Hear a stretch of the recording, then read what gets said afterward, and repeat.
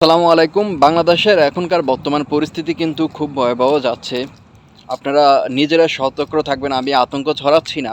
মানে আপনাদেরকে একটু সতর্ক করছি। আপনারা সতর্ক থাকবেন। কেউ আতঙ্ক হবেন না বা বিভ্রান্ত হবেন না। বিভ্রান্তকর পরিস্থিতির মধ্যে চলবেন না আপনারা।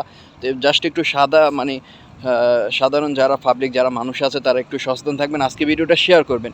কিছুক্ষণ আগের একটি ঘটনা দেখলাম যে কুমিল্লা মুরাদনগর মাছ কুটা নিয়ে গুড়া মাছ আছে না, স্বামী স্ত্রীকে বলছে গুড়া মাছ কুটার জন্য, স্ত্রী বলছে না আমি পারবো না গুড়া মাছটা কুটার জন্য, মানে পারবো না এই কথা বলছে। আর জায়গায় স্ত্রীকে দুনিয়া থেকে বিদায় করে দিয়েছেন স্বামী। তারপর স্বামী নিজেই থানায় গিয়ে আত্মসমর্পণ করলেন। এর আগে আপনারা দেখুন গতকালকের ঘটনা, গাজীপুর টঙ্গীতে বহুতল ভবনে দুই সন্তান মালি এবং আবদুল্লাহ এই দুনিয়া থেকে শেষ হয়ে গেছে বাসায়, নিজ বাসায়।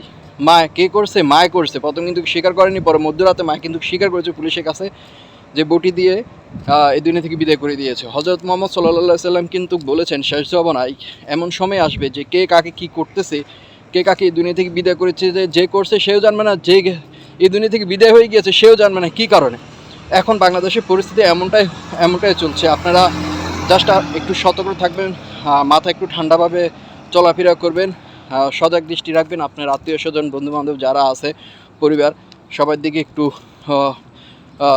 নজর রাখবেন যে কে কী করছে। কোনো না ঝামেলা বা কোনো কিছু হলে আপনারা ওই ধরনের ঝামেলা থেকে এড়িয়ে চলুন, বিশৃঙ্খলা থেকে এড়িয়ে চলুন। সবাই ভালো থাকুক, সুস্থ থাকুক, এটাই প্রত্যাশা।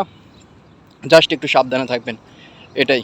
ভিডিওটা ভালো লাগলে অবশ্যই শেয়ার করবেন, সবাই যেন দেখে একটু সচেতন হতে পারে।